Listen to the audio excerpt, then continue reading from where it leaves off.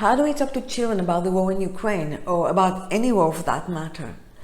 Children and young people are being exposed to horrible pictures of pain, suffering, and destruction done to some human by other humans. So, what is our role here as parents? If you're new to this channel, my name is Miriam. I'm a family therapist and I create content to help parents navigate the complexity of being a parent today. This is one of the toughest and the most sad videos that I have made, and I'm really sorry that we need to even talk about it, but we do need to, and I hope this content is going to be useful to you.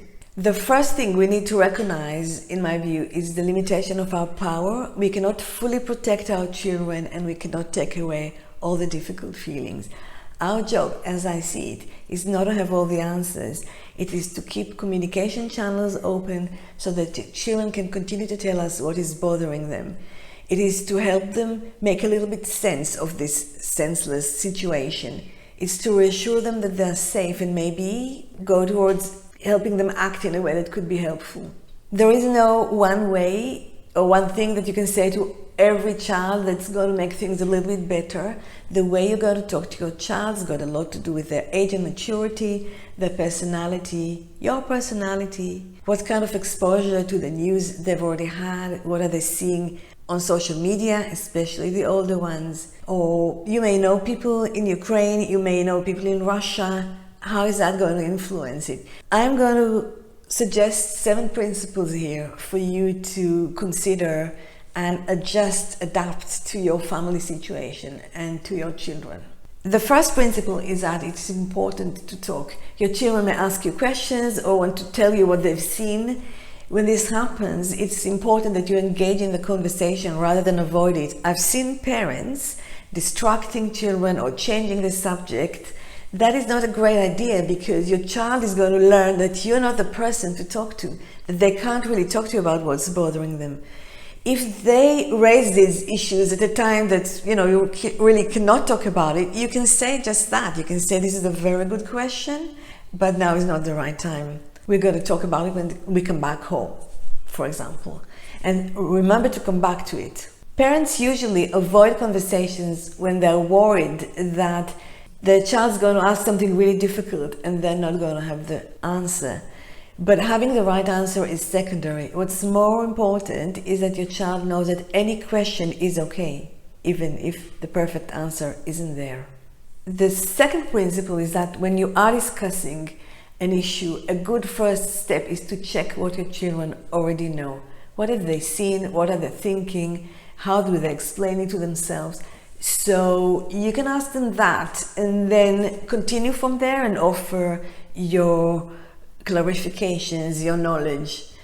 Questions about information, what happened, are easier questions. If you don't know the answers, you can maybe go to the BBC website for children and look it up together with them. I believe we do need to tell children the truth because they're going to find it out anyway, and if we try to lie to them or evade, they're not going to trust us. Questions about information are easier, but why questions are much, much more difficult. I mean, how can you answer a question like, why are the Russians bombing a hospital? Who can explain that? You can just say that this is awful, that you do not fully understand why, that you wish it hasn't happened, that it's not okay. You can maybe say that sometimes the pilots don't really know what they're bombing, they're just given a target, they don't know what it is, but somewhere, someone knows what it is, and this is not okay. So again, it's okay to not know the answer. The important thing is that it's okay to have the question. My third point is about children who are not asking direct questions or not raising the topic themselves. And my invitation to you, if you've got a child like that, is to not immediately assume that they don't know about it or they don't care about it or you don't need to talk about it with them. Some children just don't know how to broach topics. They may be worried that you're going to be upset if they do ask you about it. You may have unintentionally, I'm sure, in the past reacted in a way that made it less likely that they want to talk to you. So you bring the question up. Ask, do you know about the war? What do you know about it? What do you think about it? Have you seen anything? and see what happens. Just take it from there. If your children insist that they don't want to talk about it, that's okay. You don't have to push it, but you can tell them that when they're ready, you're there to listen. My fourth point is that in the same way that all questions are okay, all feelings are okay too, even if they're not pleasant. So being angry, being sad, being scared, being confused are all mentally healthy responses to this situation. It's okay to feel it. So again, don't try to coat over it, distract them. Let them feel their feelings, give them a hug, tell them that you're upset too and that you love them and that they're safe right here, right now. This leads me to my fifth point, and this is to focus on acts of kindness. There is plenty in the news about people who are being helpful, who are providing refugees with food, with shelter, people supporting each other in all kinds of ways, and you want to focus on that. Adding to that, you can, with your child, perform some acts of kindness. You can be generous and donate some toys. You can donate some money. Even if it's not practical, say to send some toys away to Poland or to the Ukraine right now. You can even have a bag waiting for refugees for when they come here, that they can be helped.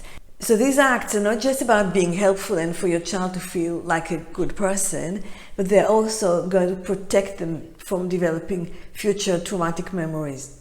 One of the risk factors in the potential development of traumatic memories is the sense of being helpless.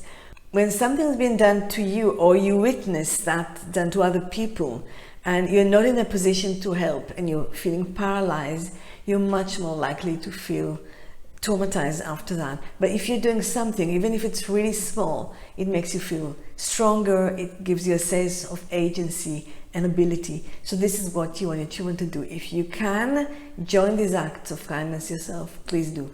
Before I offer my last 2 points, I'm going to invite you to please subscribe to the channel, give a like to this video if you think it's useful, and please share it. It's going to help me produce more videos like that, and it's going to help other people access it. My sixth invitation is about encouraging artistic expression of their thoughts and feelings. Get children to draw what they feel, to make what they feel, to act it, or have a pretend play, to write a poem about it, to compose a song about it. Anything that they do that's going to be an expression of how they feel is going to be helpful to them. Sometimes their creation could be quite gory. You know, you may see lots of blood on the drawing, or really difficult lyrics. See it as a good sign that they are letting all this out. Please don't ask them to make it nicer, to play in a nicer way. That's not what this is about. You want them to be able to fully express themselves, and by doing that, they're going to feel better about themselves. My last point, which I believe is quite important, is about the end of this.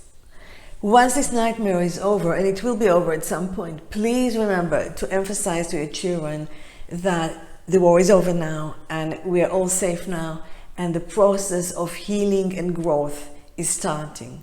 Make a deliberate effort to look into, appreciate, and assist, if you can, this process of recovery that we all need to go through after this war. Make sure that your child knows that the war is over. I have seen children who were exposed to atrocities and wars in other zones, and years later they thought they were still going on because they were exposed to what was happening and nobody remembered to tell them that it's over and now we're at a different stage. So this is all for me for now. Thank you very much for listening. I hope it's been helpful for you. I'd love to hear from you in the comments below. Thank you very much.